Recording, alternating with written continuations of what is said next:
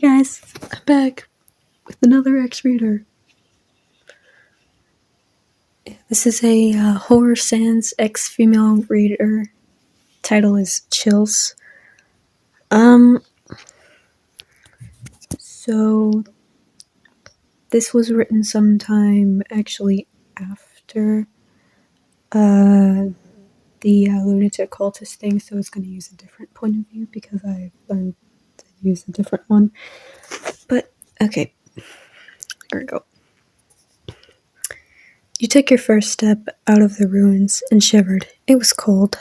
You sighed and continued walking. You walked past a rather large branch. It was roughly chopped in half, like when you break a pencil over your knee. You shuddered. You did not want to know what did this.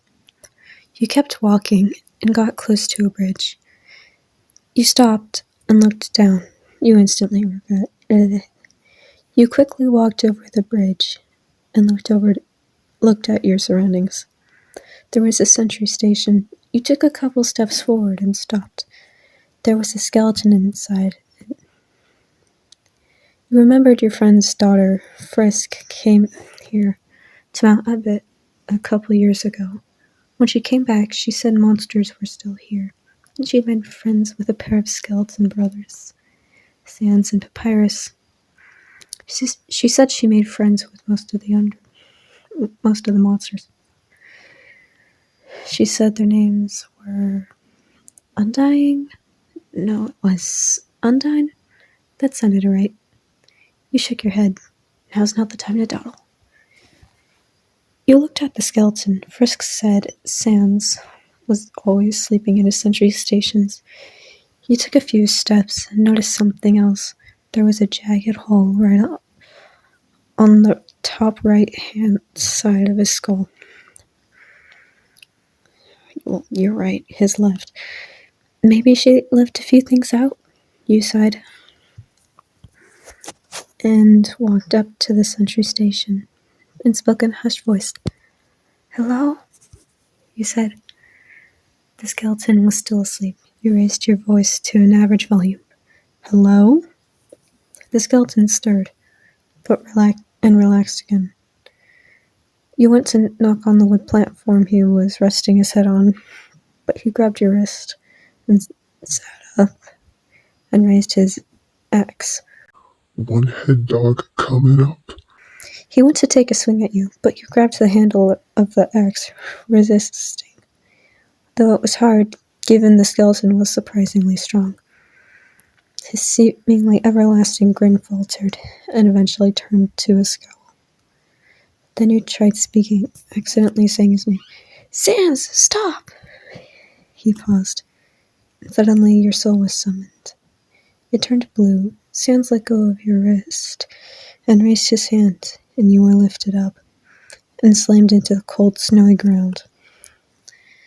Sans teleported beside you, kneeled down, holding his axe close to you. How do you know my name? He demanded.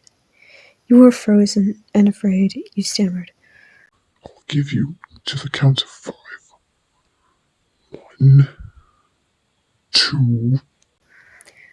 The more he spoke, the angrier he sounded. When he reached 5, he swung his axe and you blurted out, Frisk! He stopped mid-swing. What did you say? He said. He sounded surprised, relieved, and angry. Frisk.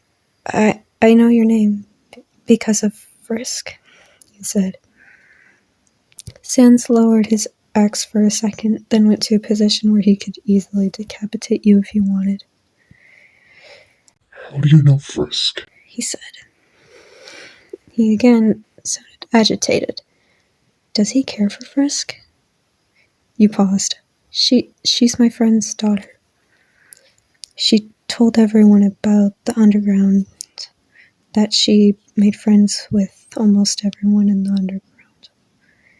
He said. Sans's body relaxed slightly, but he was still alert. What did the kid say about us?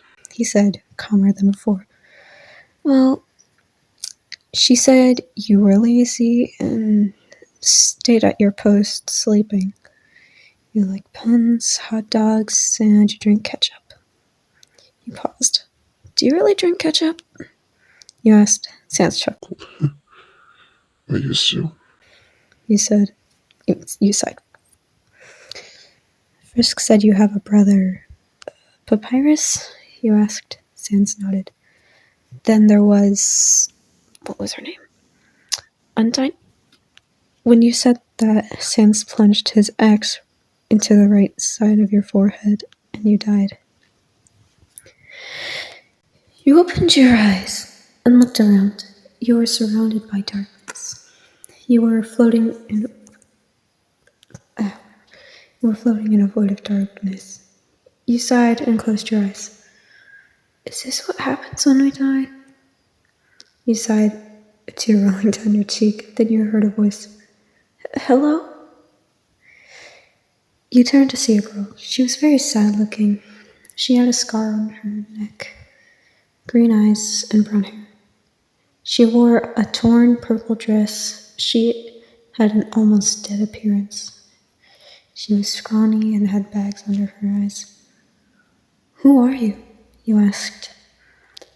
She looked around lazily with her eyes. I'm Eliza.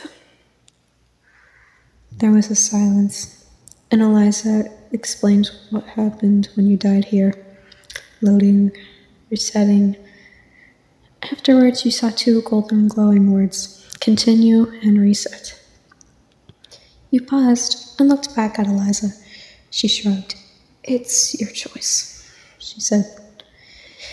You took a breath, and your hand hovered over the reset, then pulled it back, and instead you pressed continue, and everything flashed white. Also, when you die, you would get scars. So cool. There's a scar on your forehead now. You opened your eyes, and you were back in front of Sans' sentry station. He was sleeping again, or at least it seemed like it. Sans, why? You were cut off when he raised his axe and held the blade to your throat. Never talk about Undyne around me again. You nodded, and Sans sighed, sitting up and setting his axe on the counter. He rested his head on his hand and kept clawing at his empty eye socket. Just leave me alone. If you do manage to leave this hellhole, tell Frisk I said hi, he said, closing his eyes. Setting his free hand on his axe, he sighed. All right. See you around, Sans, he said. Walking away, Sans sighed and decided to throw a cleaver at you. You dodged, and the cleaver got lodged in a tree next to you. What the hell was that for? You demanded. Sans chuckled. Well, for one, I'm bored.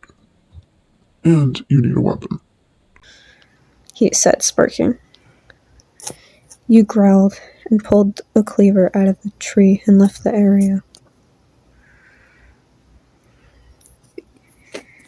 You held the cleaver, and you were in a defensive position. A greater dog monster was staring you down and bared his teeth. You deflected his attacks, trying not to go offensive unless you really needed to.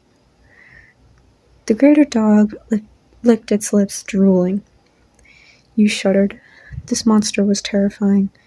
Your eyes looked around frantically, and you spotted Sans, watching from the forest. He was leaning against a tree. He looked kind of disappointed. He was shaking his head with his arms crossed.